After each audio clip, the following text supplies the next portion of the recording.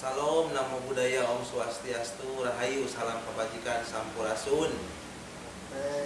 Alhamdulillah, pada kesempatan hari ini, di hari yang teramat bahagia ini, kita semua bisa bertemu kembali, bersilaturahmi, tidak mengurangi rasa sedikit pun nilai ibadah. Kita bisa bertemu lagi dalam proses belajar mengajar, dalam video mata kuliah Sosiologi Hukum bersama saya Dr. Anwar Hidayat SHMH, bersama asisten dosen saya Kang Budiman SH yang sebentar lagi akan MH, ya, bersama juga teman-teman saudara-saudara mahasiswa mahasiswi Fakultas Hukum angkatan tahun 2019, yang dimana mudah-mudahan sampai hari ini saya tak akan pernah lelah untuk memberikan spirit motivasi, ya, dalam hiburan, kesatuan, dalam semangat untuk terus menjalankan proses perkuliahan walaupun di era pandemi di hari ini.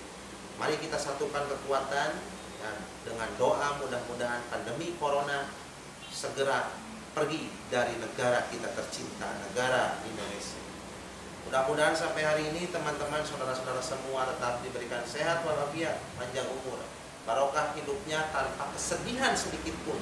Saya doakan mudah-mudahan selalu bahagia lahir batin dan lunas hutangnya. Amin ya Allah ya Rabbal alamin.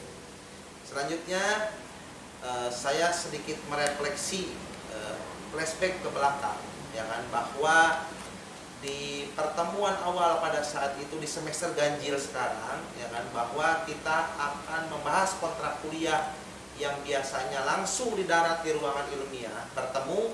Cuman ada perbedaan di era pandemi ini, ya kan, kita membahas kontrak kuliah di virtual ataupun dalam proses digital. Mudah-mudahan tidak menyurutkan sedikit pun semangat, apalagi persoalan etika moral teman-teman semua, ya, karena etika dan moral bagaimanapun adalah kalimat bahasa terpenting dalam menjalankan kehidupan sehari-hari sebagai mahasiswa Fakultas Hukumnya, yang dimana teman-teman semua adalah agen-agen perubahan dalam sistem praktik sosial dan hukum, itu diantaranya. Dan selanjutnya di pertemuan kontrak kuliah pertama sepakat kita hanya membahas kontrak kuliah sampai dengan ujian tengah semester saja. Nanti di 1 minggu setelah UTS kita akan evaluasi ujian tengah semester, berikut juga penginputan nilai ujian tengah semester, dan selanjutnya di 1 minggu setelah UTS juga saya membahas tentang metode dan model, ya, pembelajaran pasca UTS sampai dengan UAS dengan menggunakan video yang saya akan upload dan share nanti ke YouTube pribadi saya, yang dimana wajib disubscribe oleh teman-teman semua dan divisit di kolom komentar, cukup melampirkan nama dan NPM saja sebagai bentuk kepedulian aware, ya, dari teman-teman mahasiswa semua, bahwa teman-teman mahasiswa semua telah mendengarkan, melihat, memvisit untuk mewakili absensi di 3 pertemuan. Jangan lupa nanti Kang Budiman dan saya melalui instruksi saya sudah diberikan kepada Kang Budiman untuk mengirimkan tema judul kelompok masing-masing yang wajib dikerjakan, dikumpulkan di 4 minggu ke depan, ya kan. Dan adanya video ini bukan berarti membatasi pertemuan silaturahmi kita di Zoom meeting, tidak. Hanya saja mudah-mudahan jadi file dokumen untuk teman-teman semua, ya kan, untuk disimpan dan untuk terus bisa mengenang saya di Fakultas Hukum UBP Kerawang sebagai salah satu pengampu mata kuliah di Fakultas Hukum UBP Kerawang, khusus di mata kuliah Sosiologi Hukum bersama teman-teman angkatan tahun 2019. Dan selanjutnya, bahwa di pertemuan terakhir kalau tidak salah kita masuk di materi lapisan-lapisan sosial kekuasaan, ya, berikut dengan hukum. Kalau sekarang di video ini kita akan membahas tentang perubahan sosial dan hukum, ya kan. Ya, pembahasannya dalam video ini, ya, saya nggak mau egois sendiri, ya, nah, karena saya bagaimanapun juga harus mempromosikan Kang Budi, ya kan, sebagai asisten dosen saya, yang dimana metode ya saya ngobrol saja, diskusi, teman-teman ya memperhatikan saja, ya kan. Nah, Nanti apabila ada pertanyaan atau ingin ada yang didiskusikan, silakan nanti di darat saja ataupun tanya di kolom komentar. Yang penting sedikit karya yang saya buat Tuhan memberikan dampak pada dunia. Mantap, ya kan? Dan selanjutnya dalam materi kali ini tentang perubahan sosial dan hukum, ya kan? Nanti pun PowerPoint-nya saya akan lampirkan di video ya. Dan selanjutnya saya akan kirim juga di grup masing-masing WhatsApp, ya kan? Untuk materi saya akan share juga. Di dalam perubahan sosial dan hukum nih, Kang Budi, ya, di dalam materi yang dibuat oleh kita, ya kan, bahwa perubahan-perubahan sosial adalah segala perubahan-perubahan pada lembaga-lembaga kemasyarakatan di dalam suatu masyarakat, ya kan? Karena berbicara perubahan sosial tidak hanya berlaku pada individu saya dan Kang Budi saja ataupun teman-teman di rumah semua.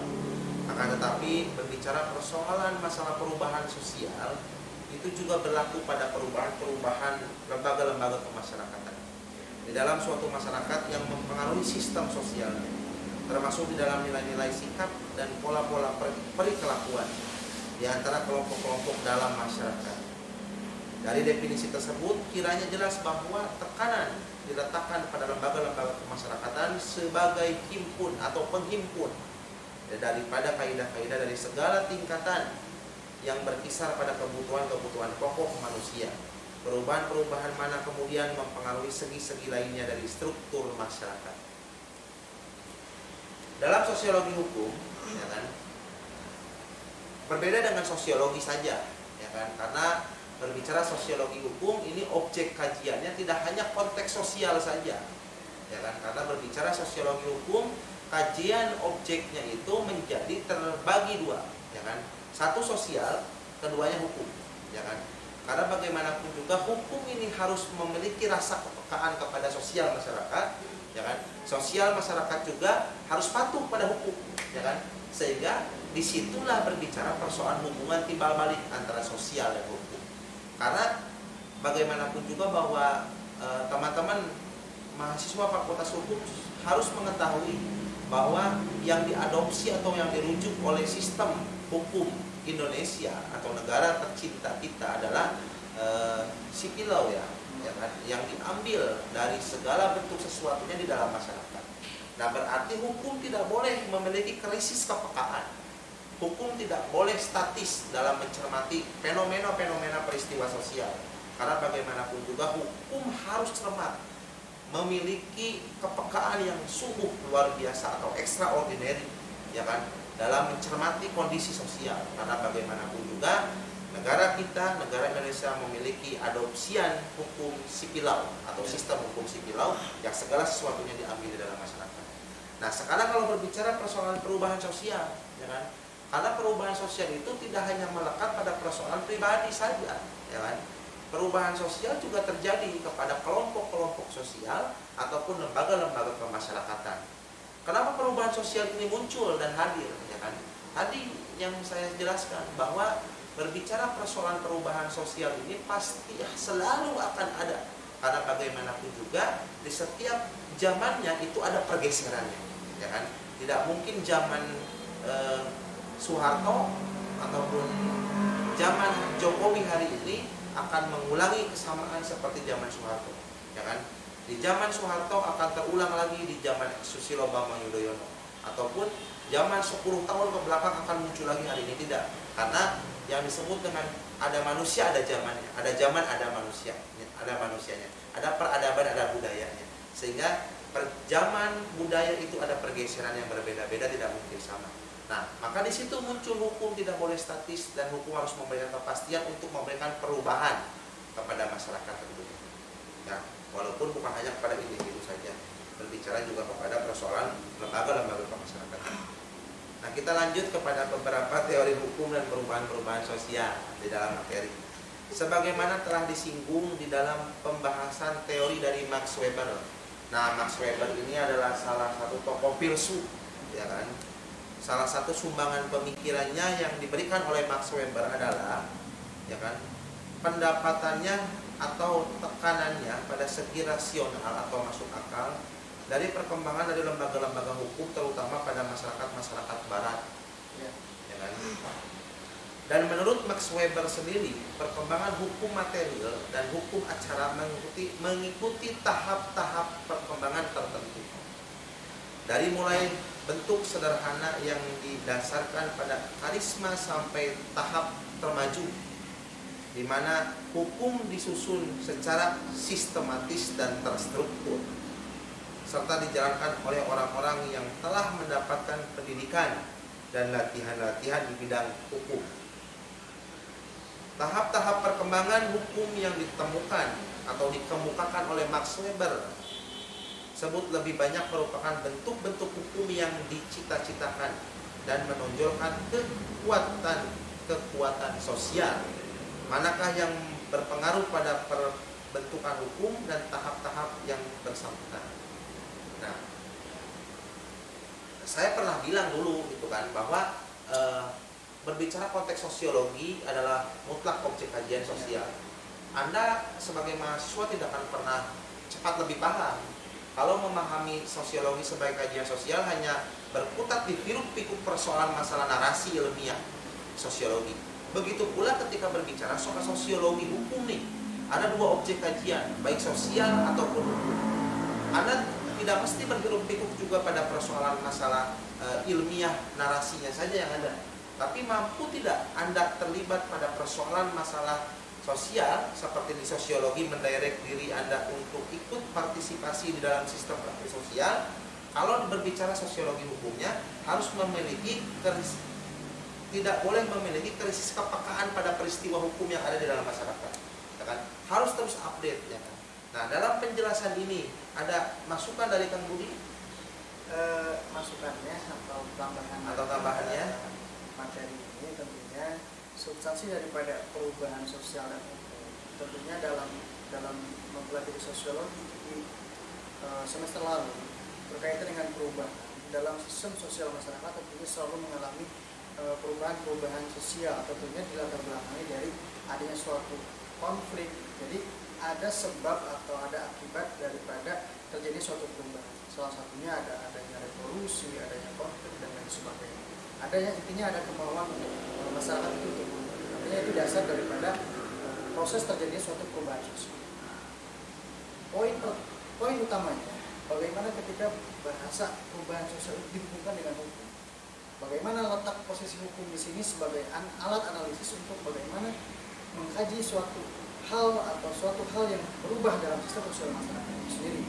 Nah, seperti contoh, ya, mungkin kita di sini sudah memiliki atau pemahaman tentang paradigma hukum atau ajaran-ajaran hukum yang mana bahwa terdapat suatu ajaran yang dimana hukum itu terkadang kesannya itu terbelakang.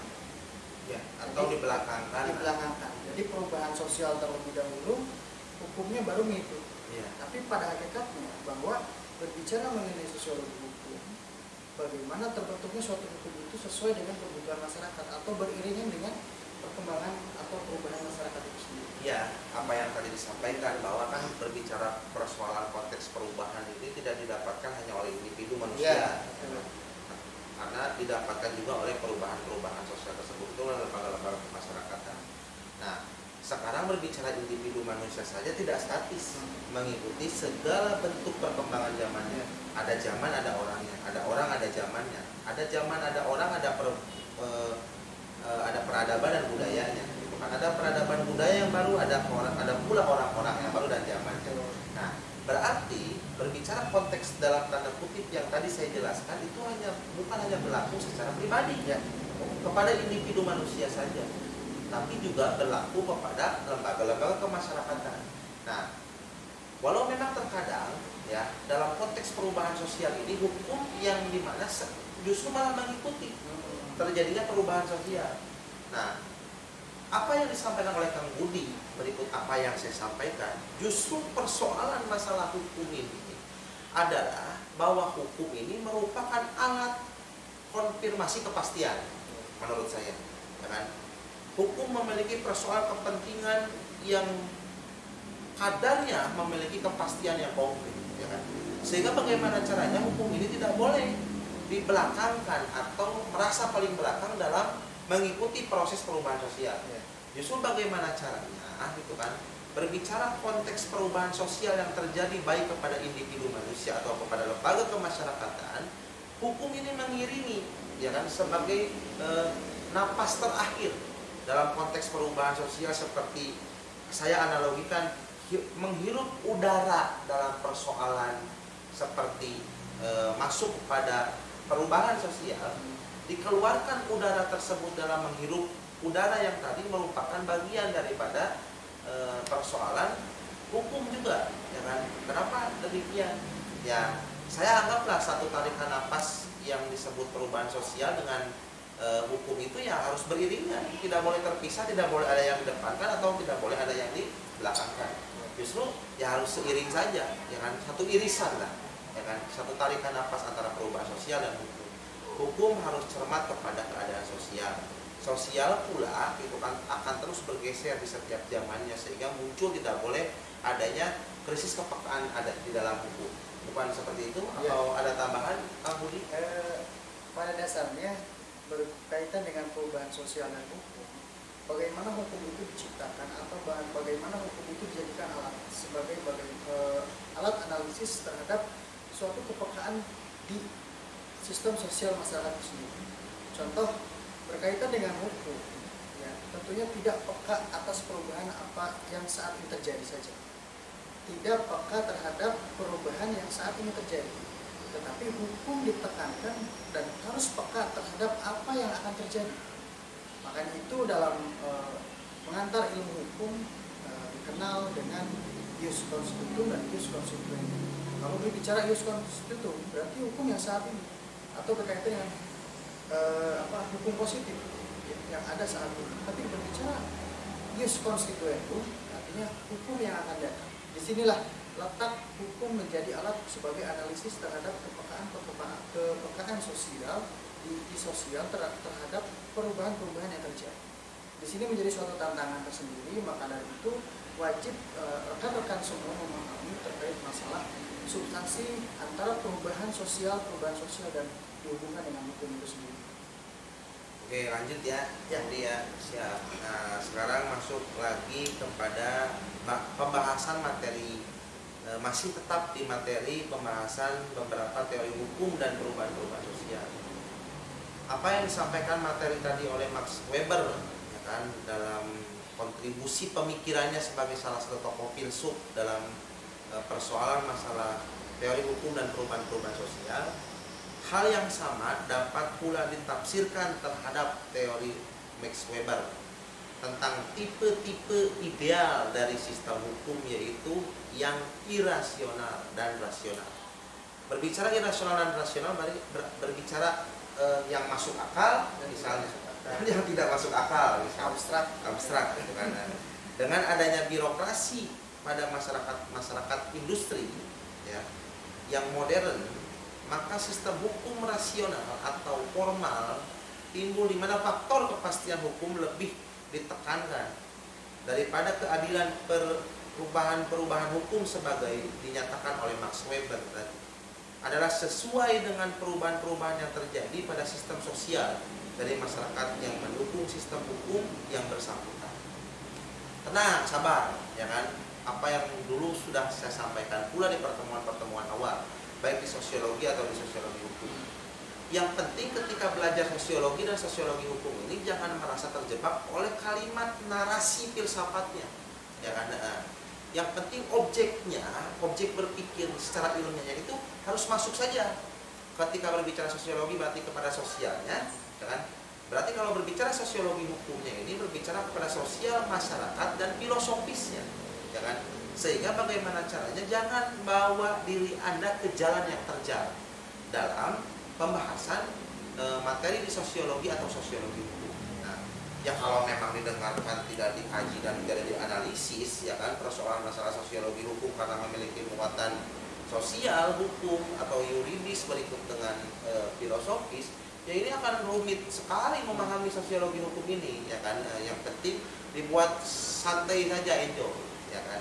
Nah, apa yang disampaikan Max Weber tentang tipe-tipe ideal dari sistem hukum tentang irasional dan rasional nih, rasional ini kan sebetulnya lebih cenderung kepada masuk akal, ya kan? Atau irasional ini lebih cenderung tidak masuk akal, bahkan abstrak. Nah, sehingga apa yang dimaksud dengan Max Weber ini sedikit bisa diejawantahkan oleh Mas Budi. Nanti saya berikan tambahan, ya kan? Berkaitan dengan sistem hukum, ya tentunya kita memahami ada beberapa sistem hukum yang tentunya diakui dan dipelajari oleh kita semua. Ada yang dimaksud dengan civil law dan juga dimaksud dengan common law. Di mana kalau berkaitan dengan civil law, di mana segala sesuatu itu aturan hukum itu dibuat atas dasar kodifikasi, atas dasar aturan-aturan tertulis, yang dimana khususnya untuk di Indonesia mungkin salah satunya yang menganut sistem civil law. Civil law di sini ya karena ada rujukan atau ada cantolan peraturan-peraturan induk daripada peraturan yang sehingga diterapkan dalam suatu negara itu sendiri atau dalam sistem sosial masyarakat itu sendiri. Salah satunya mungkin di Indonesia yang saat ini kita terapkan. Ya. Makanya kalau berkaitan dengan dihubungkan dengan teori Max Weber yang dimana berkaitan dengan rasional dan irasional, ya di sini ada sisi kepekaan terhadap tujuan hukum itu sendiri. Yang pertama berkaitan dengan sisi kepastian hukum, dan yang kedua berkaitan dengan keadilan. Hal tertentu tentunya ketika berkaitan dengan sistem di Indonesia saat ini yang dimana rujukannya kepada hukum positif sehingga timbul adanya suatu kepastian ketika dalam proses jalannya suatu dinamika hukum dalam proses sosial itu sendiri, proses perubahan, makanya sedikit terkadang untuk mengambil sisi keadilan itu sendiri karena segala sesuatunya itu adalah tertulis. Segala sesuatu itu yang sifatnya tertulis. Apa yang terjadi, apa yang diperbuat, dan apa yang dihukum atau istilahnya yang diberikan sanksi atau istilahnya perubahan itu sendiri itu tergantung daripada aturan. Sedangkan berbicara keadilan itu sifatnya itu abstrak. Masyarakat terkadang memang menilai suatu hal itu apalagi berkaitan dengan hukum itu adil, tapi terkadang masyarakat ketika dihadapkan dengan suatu adanya hukum yang dimana rujukannya pada kepastian hukum, maka disitulah titik gejolak yang tidak menimbulkan suatu keadilan itu sendiri. Makanya apa yang dimaksudkan oleh Max Weber di sini ada hukum itu yang sifatnya rasional dan hukum yang sifatnya itu rasional. Makanya dicontohkan adanya suatu kepastian dan keadilan. Itu mungkin apa yang istilahnya pengejawantahan daripada pemikiran-pemikiran yang dituangkan oleh Max Weber. Jadi kalau boleh saya tambahkan, ya kan, terkadang masyarakat menganggap bahwa hukum itu sering tumpul ke atas, ya kan, tapi begitu sangat tajam ke bawah, ya kan. Nah, ini secara filosofis berkaitan tentang bahwa adanya hukum itu menciptakan tentang sebuah keadilan, ya kan. Terkadang juga hukum menciptakan sebuah kepastian, terkadang juga hukum menciptakan sebuah pemanfaatan, ya kan?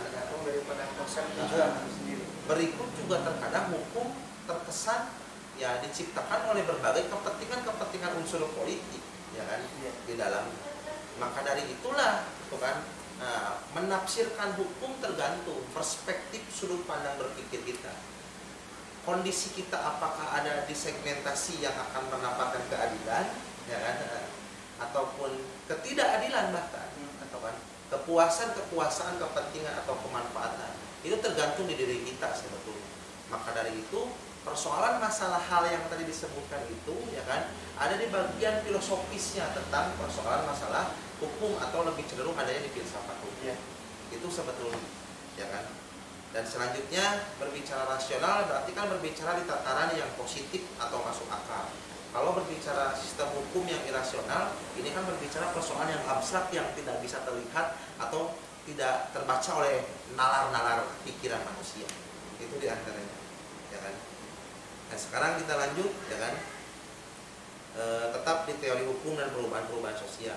Bahwa suatu teori lain tentang hubungan antara hukum dengan perubahan-perubahan sosial pernah pula dikemukakan oleh Emil Durkheim, ya kan, yang pada pokoknya menyatakan bahwa hukum merupakan refleksi daripada solidaritas sosial dalam masyarakat. Menurut dia, ya, menurut dia itu berarti menurut Emil Durkheim, ya kan? Maka di dalam masyarakat terdapat dua macam solidaritas, yaitu yang bersifat magnis atau mechanical solidarity dan bersifat organic solidarity. Nah, ini kan berbicara persoalan masalah mekanisme atau mechanical solidarity dan organic solidarity, ini ada perbedaan ya. Kalau pengetahuan saya ketika berbicara organic solidarity ini kan berbicara persoalan masalah solidaritas ataupun kesolidan yang memang muncul secara alamiah, ya kan, secara organik, secara original, ya kan. Berbeda ketika berbicara soal mekanis solidarity. Ini yang memang benar-benar dibuat secara terstruktur, tersistematis, yang memang tidak muncul terlahir secara alamiah, secara original, ya kan. Mau tambahkan? Cukup. Berarti ketika masuk lagi berarti sekarang ke berbicara soal lanjutan materi yang tadi, ya kan. Bahwa di sini solidaritas yang mekanis terdapat kepada masyarakat yang sederhana dan homogen, di mana ikatan daripada warga didasarkan pada hubungan pribadi dan tujuan yang sama. Solidaritas yang organis terdapat pada masyarakat yang heterogen, ya kan, di mana terdapat pembagian kerja yang kompleks, ya kan. Ikatan dari masyarakat lebih banyak tergantung pada hubungan fungsional antara unsur-unsur dihasilkan oleh pembagian kerja. Nah, berarti, ya kan, berbicara soal mekanis solidarity ini lebih cenderung didapatkan oleh masyarakat yang sederhana dan homogen, ya kan, di mana ikatan daripada warga didasarkan pada hubungan pribadi dan tujuan yang sama. Sedangkan ketika berbicara solidaritas yang organik, yang justru tadi dianggap original dan secara alamiah terlahir, gitu kan, justru itu terlahir di tataran segmentasi masyarakat yang heterogen, ya kan, masyarakat yang heterogen, di mana terdapat pembagian kerja yang begitu sangat kompleks dan rumit, ya kan. Ikatan dari masyarakat lebih banyak tergantung pada hubungan fungsional antara unsur-unsur dihasilkan oleh pembagian kerja. Dan selanjutnya di sini meneruskan materi yang tadi, ada beberapa ya mengenai masalah teori hukum dan perubahan sosial, di mana pada dasarnya masyarakat didasarkan pada solidaritas mekanis tentang sistem hukumnya. Contoh mengenai masalah hukum pidana yang sifatnya itu represif. Ya. Suatu perbuatan merupakan tindak pidana apabila perbuatan itu tadi menghina keyakinan yang tertanam dengan kuatnya di dalam masyarakat. Artinya keyakinan yang telah mantap dalam masyarakat itu sendiri.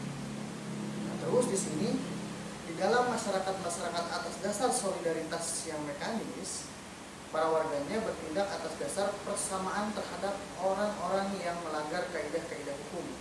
Oleh karena apabila terjadi pelanggaran atas kaidah hukum, semua warga masyarakat merasa dirinya terancam secara langsung. Akan tetapi sebaliknya, pelanggaran atas kaidah hukum terhadap memperkuat solidaritas di dalam masyarakat itu sendiri. Jadi berkaitan dengan hukum pidana yang sifatnya represif, di mana segala sesuatunya kan sumbernya sanksi, ya.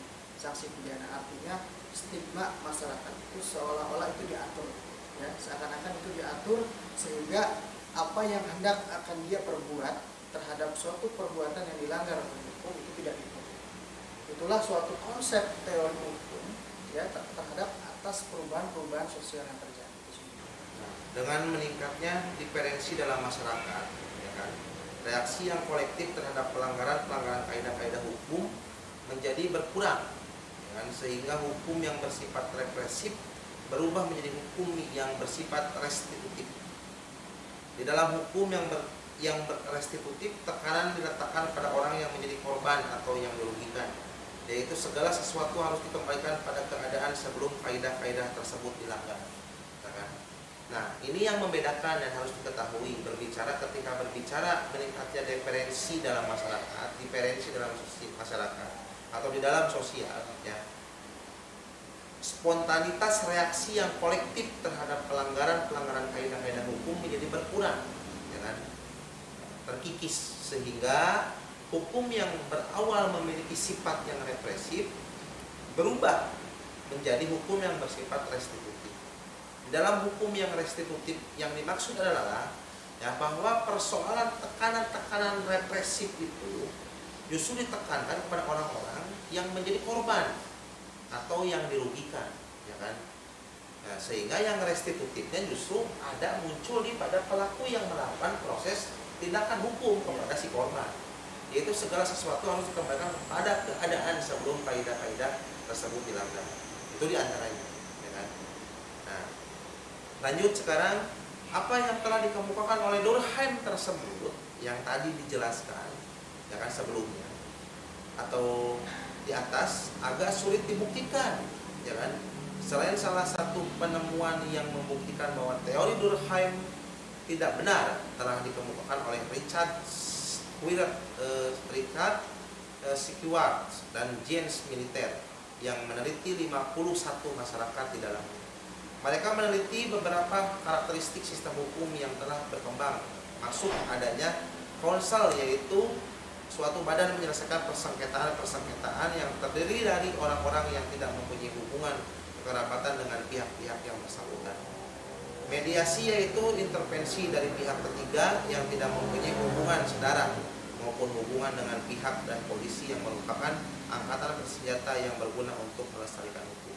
Nah, terkadang Kang Budi berbicara persoalan tentang beberapa pernyataan dari Max Weber, ya kan, terus dari Emil Durkheim, ya kan, atau juga dikemukakan oleh Richard Schwartz, ya kan, dan James Militer, itu kan, artinya mereka juga memiliki proses pandangan yang berbeda, ya kan, tidak mungkin sama, ya kan, karena yang mereka gunakan segala bentuk penafsiran berpikirnya, gitu kan, walaupun sama di figura sosiologi hukum, ini ada sedikit perbedaan, ya kan.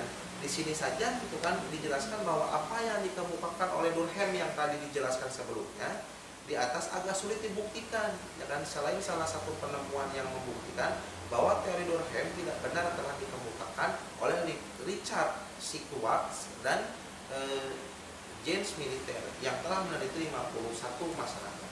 Itu diantaranya, ya kan. Ada tambahan lagi? Jadi mengenai masalah apa yang tadi disampaikan sama Pak Dokter, menggambarkan bahwa kajian dalam perspektif sosiologi tentunya berkaitan dengan hukum ini sangat luas dan tentunya akan selalu dipengaruhi oleh teori-teori yang baru.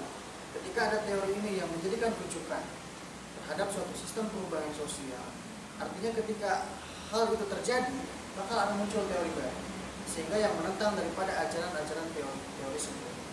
Ya, mungkin ini yang terjadi saat ini, mungkin seperti contoh ketika berkaitan dengan sistem tata aturan di Indonesia, yang dimana adanya suatu pengharmonisan, adanya suatu rujukan daripada takapan dari hierarki dari bawah sampai dari atas sampai ke bawah,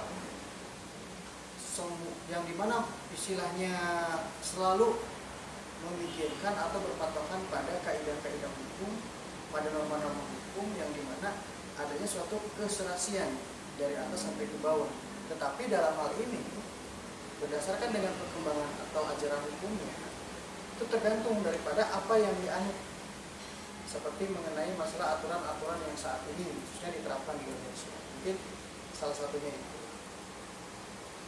Nah, di sini juga di materi selanjutnya yang ada di slide selanjutnya bahwa penemuan-penemuan Schwartz dan Militer tersebut, Miller tersebut dia ternyata bertentangan dengan teori Durkheim, ya kan? Maka tadi saya sebutkan Durkheim, Schwartz dan Miller ini memiliki karakteristik yang berbeda, kan? Memiliki ungkapan-ungkapan tafsir yang berbeda, tidak sama, itu kan. Dan di sini juga bahwa hukum represif ke hukum restitutif, sebab polisi dalam kurung yang merupakan badan yang terlebih-lebih referensi sifatnya dikemukakan pada masyarakat yang mempunyai derajat pembagian kerja tertentu. Sebaiknya mediasi, ya kan, mediaton yang bersifat restitutif apabila 43 dihubungkan dengan konsep ganti rugi, ya kan, dapat dijumpai pada masyarakat yang belum mengenal bagian kerja. Penggunaan Konsel hanya dijumpai pada masyarakat-masyarakat yang sangat kompleks dan penggunaan tidak selalu disertai atau diikuti dengan media. Stewart dan Miller berpendapat bahwa bagi pengguna kons ya tidak cukup apabila hanya dipergunakan sebagai ukuran kemajuan sistem ekonomi dan spesialisasi. Maksudnya pembagian kerja dalam tanda kurung. Ya kan? Ditambahkannya bahwa derajat tidak adanya buta huruf merupakan faktor yang penting. Selanjutnya dikemukakan bahwa penemuan-penemuan tersebut akan dapat mendukung teori evolusi perkembangan lembaga-lembaga hukum. Itu diantaranya, ya kan? Nah itu beberapa hal pernyataan yang memang sedikit ada perbedaan, ya kan? Yang telah ditafsirkan, dinyatakan oleh masing-masingnya, baik oleh Durkheim, Stewart, Miller, ya kan, ataupun teori-teori lain, ya kan? Namun ketika berbicara Fikrim Sorokin, ya kan, pernah pula mengemukakan teori tentang perkembangan hukum dan gejala-gejala sosial lainnya yang disesuaikan dengan tahapan-tahapan tertentu yang dilalui oleh setiap masyarakat berkembang sesuai dengan nilai-nilai tertentu yang sedang menonjol di dalam masyarakat yang disangkutkan. Nilai-nilai 44 tersebut adalah yang identional di dalam kurung, yaitu kebenaran yang absolut sebagai diwahyukan oleh Tuhan yang Maha Kuasa. Ya, koma sentasenya dalam tanda kurung lagi yaitu nilai-nilai yang didasarkan pada pengalaman kurung lagi, koma dari yang idealistiknya dalam kurung yang merupakan kategori campuran, ya kan? Hukum dan gejala-gejala sosial budaya lain dibentuk sesuai dengan bentuk nilai yang sedang berlaku di dalam masyarakat. Oleh karena kata Sorokin, masyarakat barat sedang dalam tahap sentase, maka hukum yang didasarkan pada pengalaman.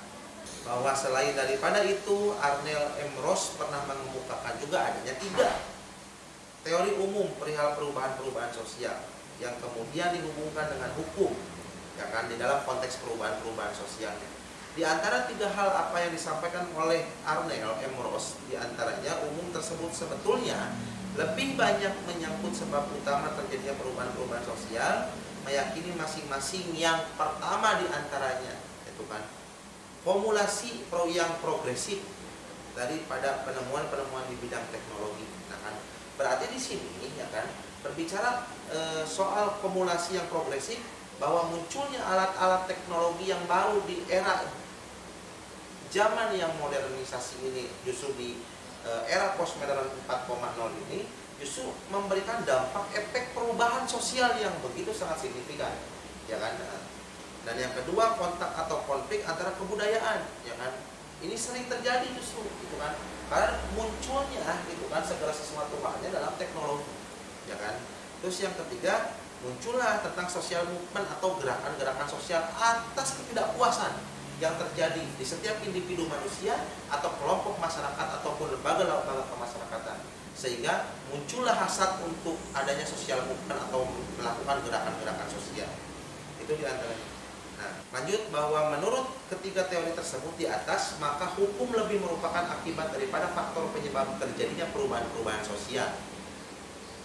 Teori tentang penemuan-penemuan di bidang teknologi, ya, yang antara lain ditemukan oleh William Oakland, menyatakan bahwa penemuan baru di bidang teknologi merupakan faktor utama yang menjadi penyebab terjadinya perubahan sosial. Oleh karena penemuan-penemuan tersebut mempunyai daya kembang yang kuat.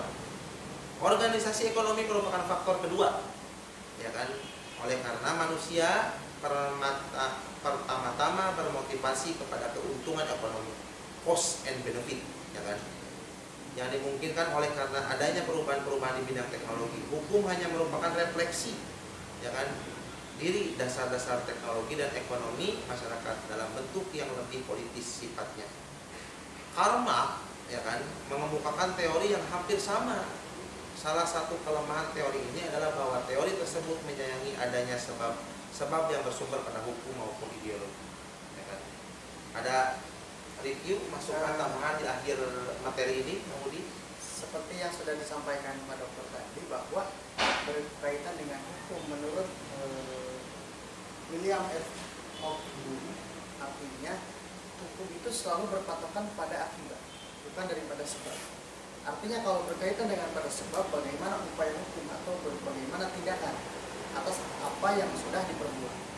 Berbeda hal ketika berkaitan dengan hukum berpatokan pada sebab. Artinya kalau ketika berkaitan dengan sebab, bagaimana hukum itu dibuat atas dasar pencegahan atau upaya preventif sehingga tidak terjadi suatu perbuatan. Artinya ada sedikit paradigma, ada sedikit perbedaan paradigma yang dimana mengenai masalah ajaran hukum terhadap perubahan-perubahan sosial. Pada dasarnya kesimpulan di materi hari ini ya, kita sudah mengkaji mengenai perubahan-perubahan sosial yang didasari atas dasar keinginan mutlak dari masyarakat atau gejala-gejala sosial yang terjadi sehingga menimbulkan suatu perubahan, entah itu berupa didasari dari konflik, adanya suatu kepentingan atau perbedaan kepentingan dan sebagainya. Ketika dihubungkan dengan hukum, tentunya kita mengenal beberapa ajaran-ajaran hukum seperti yang sudah disampaikan dari A sampai Z tadi. Ya, secara singkat dan hemat sederhananya dalam materi hari ini di dalam video ya kan, bahwa kita telah disuguhkan oleh materi yang dari beberapa pendapat ahli filsuf yang ada di dalam sosiologi hukum ya kan, berbicara persoalan tentang teori-teori perubahan sosial. Terkadang ada yang mengarah pada persoalan terpaksa dalam keadaan teknologi yang ada sehingga memunculkan efek dampak yang positif atau negatif. Begitu pula itu kan ada yang menganggap bahwa persoalan masalah hukum ini masuk kepada wilayah segmentasi yang rasional masuk akal ataupun irasional yang tidak masuk akal. Sehingga dikonsumsilah oleh berbagai macam segmentasi masyarakat, baik secara mekanik tadi terstruktur dan tersistematis berlaku bagi kaum homogen ya kan, ataupun secara original yang justru dirasakan oleh masyarakat yang heterogen sifatnya. Nah, mungkin demikian itu saja yang dapat kami sampaikan ya kan. Mohon maaf apabila ada salah kalimat kata bahasa sekecil atau sebesar apapun, karena kami sadar tidak mungkin sempurna. Karena kami pun menyadari penuh dengan keterbatasan, sekalipun kami ditakdirkan sebagai makhluk yang paling sempurna. Tidak paham, tidak mengerti dalam penguasaan sosiologi hukum ini, silakan nanti didiskusikan atau ditanyakan di kolom komentar, ya kan? Atau Anda ingin berdiskusi dengan saya, silakan, ya kan? Karena apa yang telah saya sampaikan di awal bahwa konteks sosiologi ini objek kajian lebih cenderung pada persoalan sosial, namun ketika berbicara sosiologi hukum, objek kajiannya teriris menjadi dua. Di samping sosial juga berbicara persoalan hukum. Karena bagaimanapun juga hukum yang kita ambil di negara kita bersifat civil law, yang segala sesuatunya diambil di dalam sosial atau masyarakat. Itu di antaranya. Maka dari itu mohon maaf apabila ada salah kata kalimat bahasa dari saya dan Kang Budiman, ya kan. Saya ucapkan terima kasih banyak atas mahasiswa yang telah mengikuti, mendengarkan dan memvisit atau subscribe atau kolom komentar sebagai absen di video ini, ya kan. Semoga kita semua menyatukan frekuensi kekuatan doa untuk bisa menyudahi itu kan selesainya corona di negara kita, dan kita bisa menjalankan segala bentuk aktivitas yang seperti umum dan biasanya kembali, merajut asa kebahagiaan kebersamaan kembali. Saya akhirul kalam ya. Minallah fisabilillah bilhaq wallahul muwaffiq ila aqwamit thoriq. Assalamualaikum warahmatullahi wabarakatuh. Salam maktos, saya Pak Dr. Anwar Hidayat SHMH. Budiman SH ya, selaku asdos dari saya. Sampai berjumpa di kemudian hari di materi video selanjutnya. See you next time.